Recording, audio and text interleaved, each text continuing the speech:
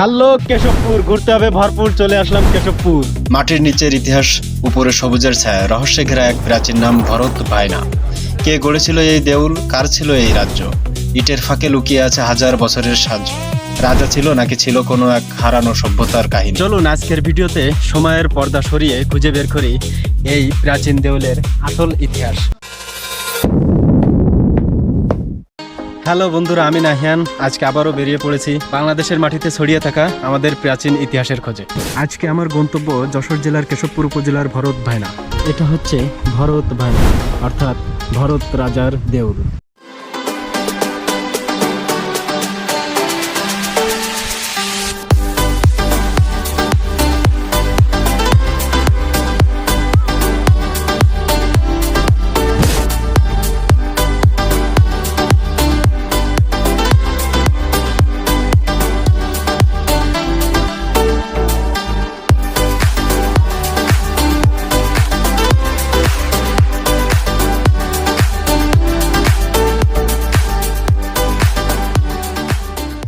ভরত ভায়নার ইতিহাস বেশ প্রাচীন।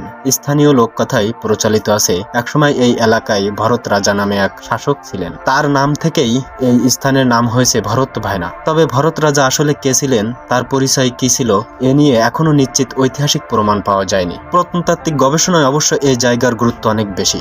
খননের মাধ্যমে এখানে একটি প্রাচীন বৌদ্ধ মন্দিরের ধ্বংসাবশেষ পাওয়া গেছে। প্রত্নতাত্ত্বিক তথ্য অনুযায়ী স্থাপনাটির প্রধান নির্মাণ পর্ব আনুমানিক 8ম থেকে 10ম শতকের মধ্যে হতে পারে। অর্থাৎ আজ থেকে প্রায় 1000 বছরেরও বেশি সময় আগে এই এলাকা ছিল একটি গুরুত্বপূর্ণ ধর্মীয় ও সাংস্কৃতিক কেন্দ্র।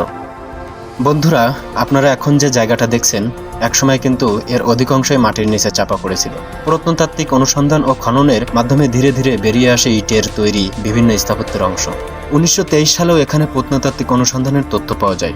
পরবর্তীতে বাংলাদেশ প্রত্নতত্ত্ব অধিদপ্তর 1985 সালে এখানে খনন কাজ শুরু করে।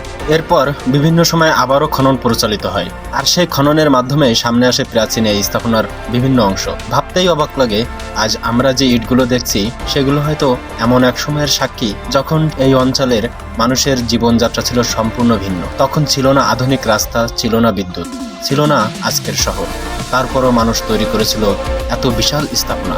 এখানে এসে সবচেয়ে ভালো লাগার বিষয় হচ্ছে জায়গাটার পরিবেশ। চারপাশে সবুজ গ্রামের শান্ত পরিবেশ, আর তার মাঝখানে দাঁড়িয়ে আছে প্রাচীন ইতিহাসের এই নিদর্শন। আপনি যদি ইতিহাস প্রেমী হন, তাহলে জায়গাটা আপনার কাছে সত্যিই অন্যরকম মনে হবে। কারণ এখানে শুধু একটা পুরনো স্থাপনা দেখবেন না, আপনি অনুভব করবেন এই মাটির উপর দিয়ে কত শত বছর ধরে কত মানুষের জীবন কেটে গেছে।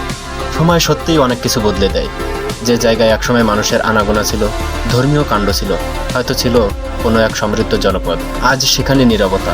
কিন্তু সেই নীরবতার মাঝেও পুরনো ইটগুলো যেন আমাদের একটা কথাই মনে করিয়ে দেয়, ইতিহাসকে ভুলে যেও না। কারণ একটা জাতির পরিচয় শুধু তার বর্তমান দিয়ে তৈরি হয় না, তার পরিচয়ের একটা বড় অংশ লুকিয়ে থাকে তার অতীতের মধ্যে। তো বন্ধুরা, এটাই ছিল আমাদের আজকের ভ্রমণ ঐতিহাসিক ভরত ভায়নায়, একটি জায়গা যার মাটির নিচে লুকিয়ে আছে প্রাচীন বাংলার ইতিহাসের গুরুত্বপূর্ণ কিছু অধ্যায়। আপনারা যদি কখনো যশোরের কেশবপুরে আসেন, তাহলে সময় করে এই জায়গাটি ঘুরে দেখতে পারেন। ভিডিওটি ভালো লাগলে লাইক, কমেন্ট, শেয়ার করে জানাবেন। আর নতুন কোন ইতিহাস জানতে চান সেটাও কমেন্ট করে জানাবেন। এমন অজানা ইতিহাস, ভ্রমণ আর বাংলাদেশের সুন্দর জায়গাগুলোর গল্প জানতে আমাদের সাথে থাকুন। আমি নাহিয়ান, আবারও দেখা হবে বাংলাদেশের নতুন কোনো ইতিহাসের ঠিকানায়। তো আল্লাহ হাফেজ।